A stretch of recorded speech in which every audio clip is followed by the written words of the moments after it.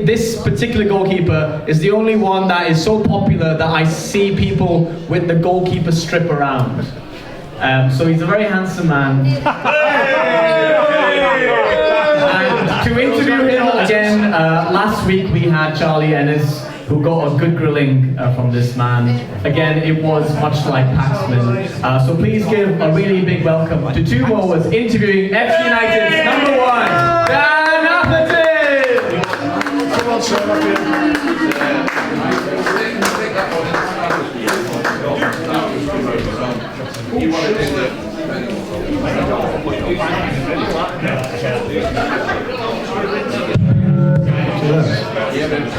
Hello? Yeah.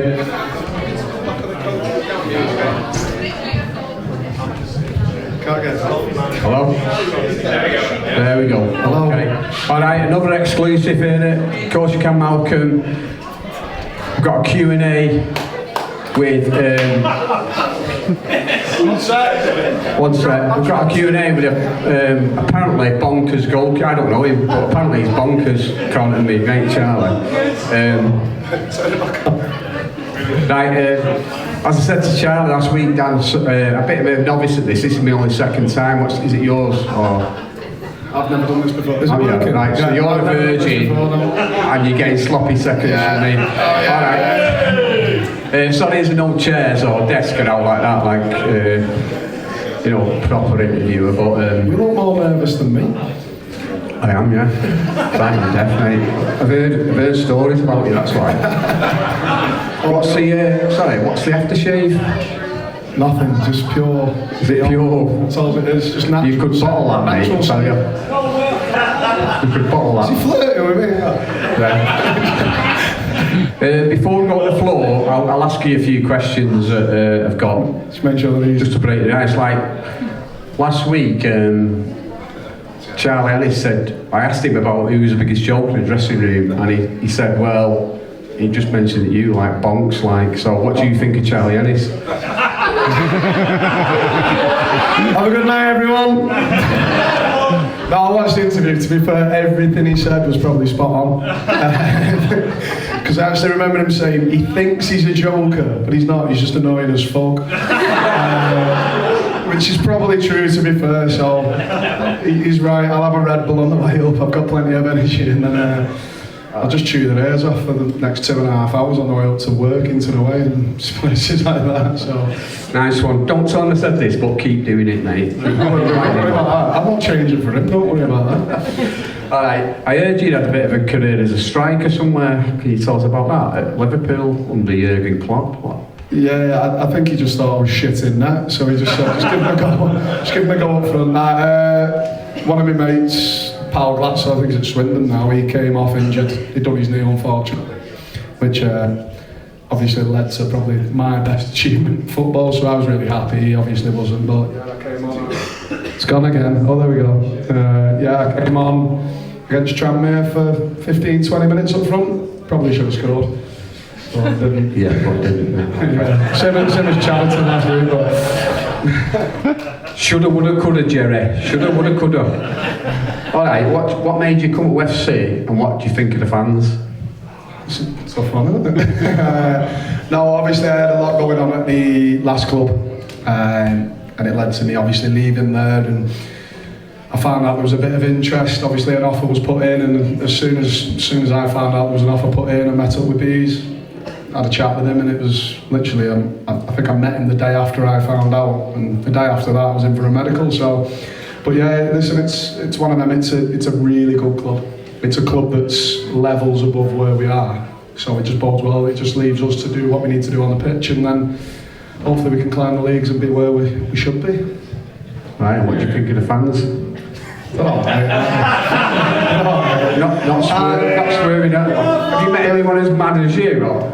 I think 90% of them are worse than me. and we need to, they keep calling me a Scouse bastard. I'm not Scouse, right? I'm not from Liverpool. But no, honestly, the fans are brilliant. I can genuinely say, I remember when B spoke to me that day that we sat down at a Starbucks, and he said to me, the fans are like no other club I've been at. he said, like, doesn't matter what your result is, as long as you work hard and you're doing what you need to do, they're going to support you, and they've done that so far. So I'm just glad that we can obviously win a few games for them as well. So hopefully that continues and they'll keep supporting us the way that they are doing. Nice one. Right, anyone from the floor got a question for Dan? Yeah. Go on then, shithouse. You scout bastard. Your medical, there was no mental aptitude test. No, because let's be honest, if there was, I wouldn't be here now, would I? No, the medical was funny to be honest. I've never had a medical. I think I've had one in my life. But I came in, did the medical with Liv. I don't know how I passed it, to be fair. I'm the stiffest man alive. She's like asking me to touch my toes. I'm getting nowhere near, but thankfully I passed it. Thankfully I've managed to get into the club, and yeah, I've been loving it ever since. And how's your neck from last week? That's just fake injuries. By a bit of time. Get smashed, you're trying to kill a bit of time, aren't you? So I did say before I come up, I won't be able to live at 3 points. So. Anyone else? Do you know a Jack Abbott? Jack Abbott has just rang me. Yeah, I was going to say your phone's here, he just rung you. Oh right, I thought you were like related to him. I was going to say, have we got any like serious questions?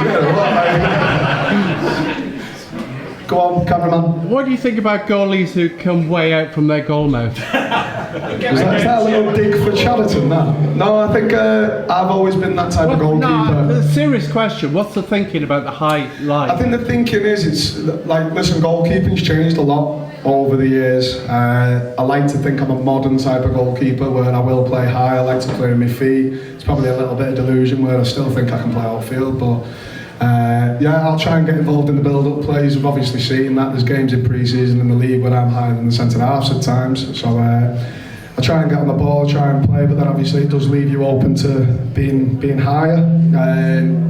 I imagine you're referring to Chatterton last week, where I don't think that's the reason we lost the game. No, I think it was a tough game, wasn't it? They did well at what they were doing. I think we were good. It was just that missing that last little piece, really, wasn't it? So, listen, you come away from that game, you score 4 or 5. No one's batting an eyelid, but it's one of them. It's the FA Cup, isn't it? They've come, they've done a job, won 1-0, and it's one of them. We're just on the wrong end of it this season, so hopefully we'll build on that next year. Another question for Dan, please. Yeah, mate. We've got a good defence this year. I feel a bit out of it because sometimes guys have a lot to do. No, mate, listen, man, the best part of my job is if I don't touch it, I've had a good game. So I'm happy to just sit and sing songs and watch the rest of them play. If that keeps happening and we keep keeping clean sheets, then it bodes well, doesn't it? So it just means the ball's at the right end of the pitch. What's going on with that? We'll never win that away from... All right. Only broke it twice. Got any more questions? Sorry, I'm doing your job as well. You can step that if you want. Any questions? Any more questions? I've got one. Have you ever been in a game where you wish you'd have brought a deck chair?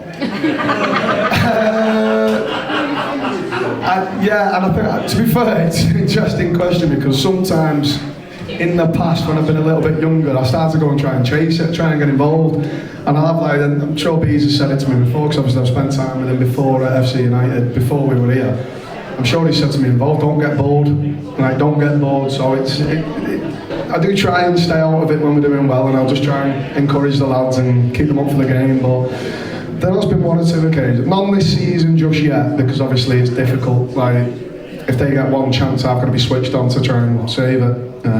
But no, so far, I like to think I just stay involved and talk, and I mean, we all know I like talking, so I just talk to everyone. Dan, tell us about the 2 goals he scored. Talk us through them. Cheers, Nick. Was that the 2 times I saved Beesy's job at the last club? It's one of them. Obviously, it didn't work at Ashton the other week, as you all seen, but I do like to think that I can go up and affect it when I'm needed to. Obviously, the 2 goals are a bit of a blur, really. You just go up for a corner, people go, we're struggling here, we need a goal. Go up and cause havoc, really. It's not really intended for me, but I basically just close my eyes and run at it as hard as I can and just throw myself at it and hope for the best. I should have scored against Chatterton. I'll admit that I was probably more disappointed that I didn't score than what happened with the goal, to be honest. It was a bit of a sitter, but they've defended well, and yeah, I like to think I can. Hopefully I don't have to do it many more times this season, because that means I've conceded. So ideally I don't want to be doing it, but I'm hoping when I get asked to go up there I can sort of affect it. Another question, come on.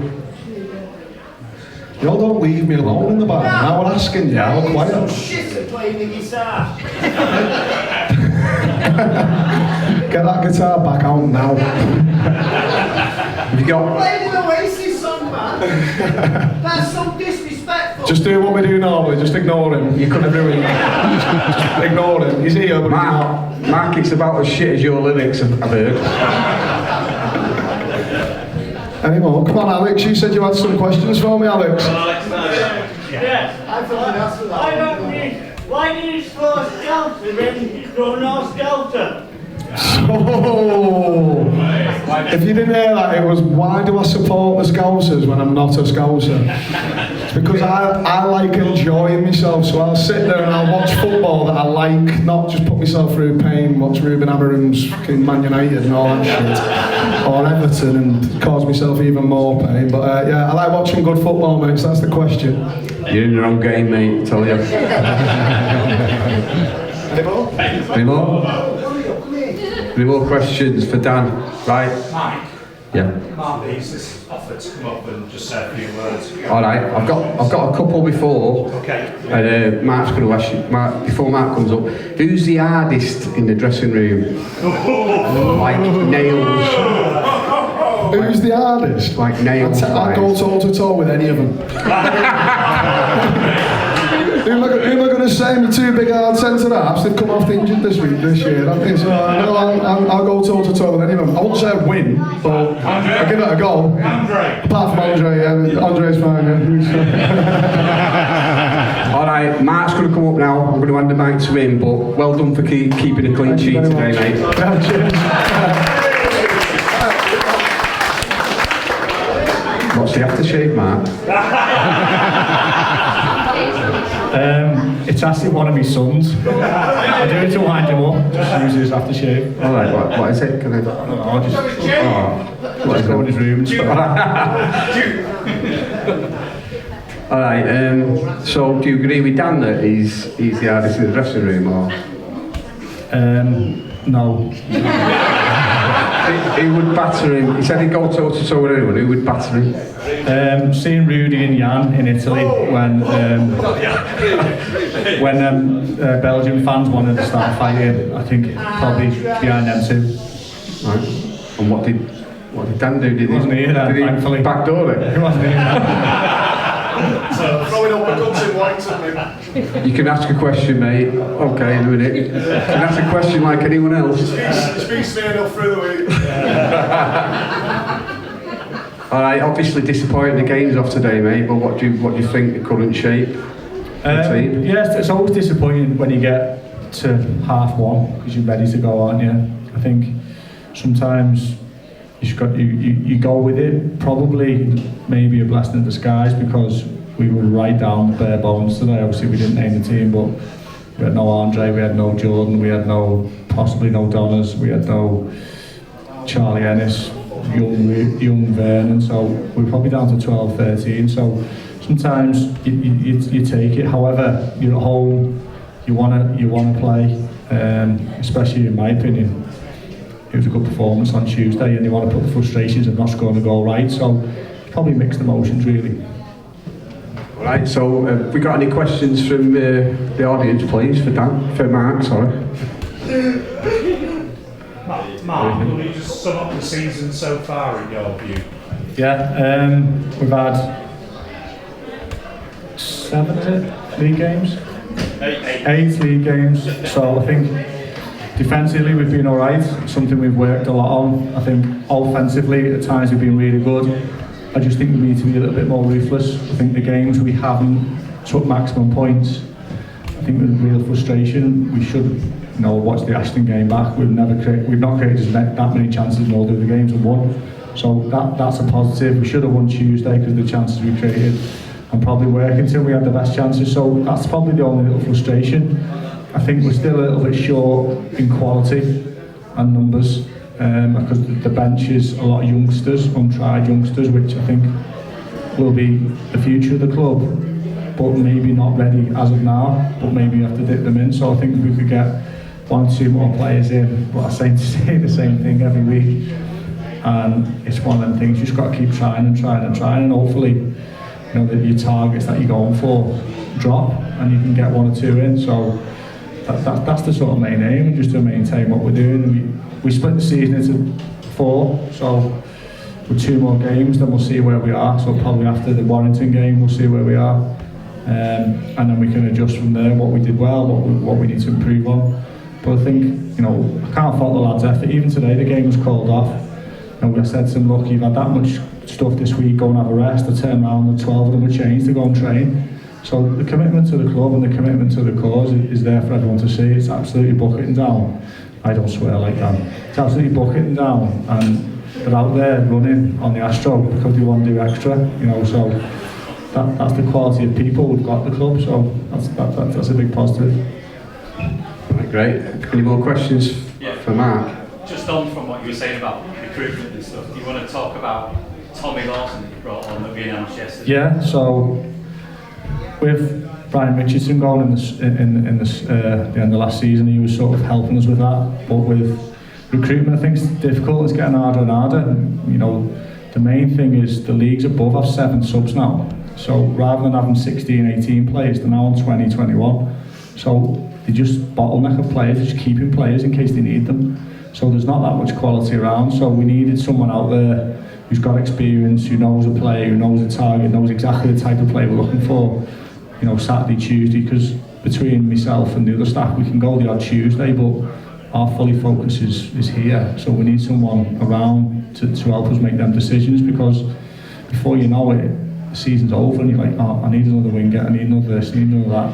And you need to have ideas of what you're looking for. So it was important. We spoke to Nick and Simon in the summer, and that was something we were looking to do. It was when the right person come available. Tommy, I know he's not publicised it, but he worked for me at my previous club, ad hocly, and he was really important for us. He knows a player, he's got experience, he's quite forthright, and I trust him. He'll tell you need to sign him. That's enough for me, because I know his track record of players is second to none. All right, cheers, Mark. Any more questions? I'll just do one other. Go on, yeah, as many as you want, Si. Yeah. You might not remember it, but actually tomorrow is the anniversary of your first year when we actually announced you as the manager. So do you just want to sum up your first year in charge at that season as well?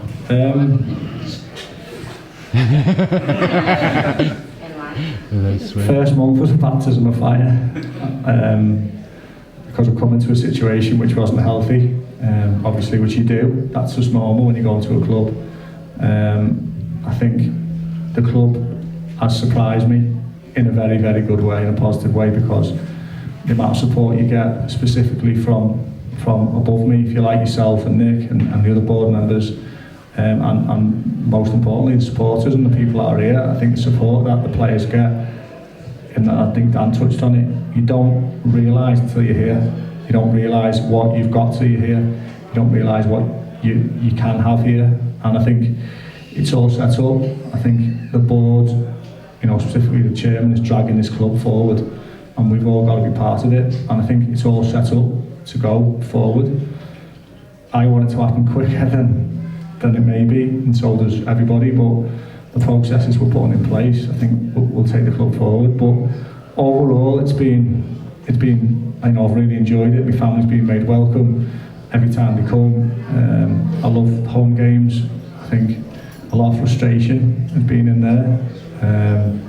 Through a variety of things, we've managed to get rid of people that are not right for this club.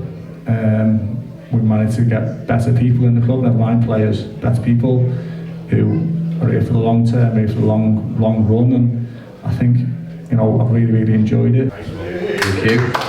Any more questions? Got you. I'll just go with you first, and I'll give you a shout in a minute. You.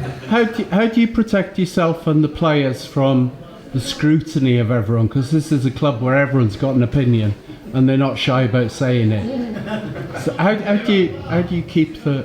It's part of the club, it's part of the fabric and the DNA of the club. Everybody has an opinion, everybody has a voice. That's fine. We all here for a common goal is to achieve. So I don't think you need to. As I said before, I feel like we've got a better group of players than we did the day I walked in. And I think they understand what it means and what it means to people. The amount of hours people put in here, the amount of support you get and the amount of members we've got is just testament to what it means to people. And I don't think they need protecting. I think if he's not played well, which was a lot last year, I think the irony is they still get clapped off on that. And it's not. We had a decent home record, then we finished with a poor home record, and it's not like you come in, people don't get behind you, they do. And I think you just have to learn to live with it and acknowledge that it's a club with people who've got opinions, and that's fine, because probably if you do a straw poll, everybody probably doesn't agree with everything I do, and that's fine. I'll discuss it and explain the reasons why. I'm always honest, and I'll tell people what I think and why we do things, and we just try and do the right thing week in, week out. And I'm sure the players don't need that shield, because you've got some really experienced players who've been and played in the Premier League, for example, and you've got lads who've been here like Charlie Ennis and have been here a long time, Michael Donoghue. They know the club, they know the inside of the club, and they know what it means. So I don't think we need to do that. Right, cheers, you. Sorry, don't. Who's the best man from the Wirral? He's not from the Wirral. You support Tranmere Mount Rovers? Do I? No! The best man from the Wirral. I can't say that word. Wirral. You've lost me. It's lost all of us. Cheers, Mark. We're going to book you for next week, mate. Just keep your phone on. Okay, cheers. I've got a question for Scott again. Cheers. You said about we need more quality in the squad is pretty small. What changes that? Is it purely down to money? No. If it's not money, is there something? It's more availability and getting the right people. We could go out tomorrow and sign 2 or 3 players, but they're not going to get. I need players now that are going to get in the team. So the lads that are in the team, then I've got competition for places. At the moment, the young lads, and they're doing really well and they're improving. We've got like Jan Polinkas, who hasn't played much, but he's pushing and pushing. So that's what we need. We need more of that young. Ron's really, really young, is untried at this level, but we really like him and we think he's got a future at the club. Obviously, Jez being injured was a big blow. We could do with Jez, like a Jez. That's exactly what we need. But it's not a case of money, it's a case of trying to find the right people, because we've got a close-knit group. And also the quality, to get the actual quality in is difficult to find at the moment. Yes, mate. Depending how the season plans out with injuries and stuff, are loan needs a curse or a blessing? Loan players, are they a curse or a blessing? My take on loan players is, if you can have them for a long-term loan, I think you get the best out of them, because they're here for a long term. But when you're dealing with clubs high up the pyramid, and specifically Premier League clubs, they don't see that. They see that as just a stepping stone for their players. So it's a bit of a tricky situation. You've got to tread carefully. So Bolton are probably the best to deal with, because they understand the level. They understand it's a good level. They understand how good the club is. And they're always asking to take players, and we've had 3 and they've all been touch wood, they've all been a success so far. And because the biggest compliment I give Bolton is they said get him in pre-season, AJ. So it takes sometimes young lads 4 or 5 weeks to settle down, but he'd done the whole pre-season with us, so when the season started he was ready to go. Any more? Okay, I was going to ask Dan to expand on these about him backdooring it, but it appears he's backdoored it again, so we can't go there. Alright, so thanks everyone. Thanks for all your questions. And thank Mark again for coming up here.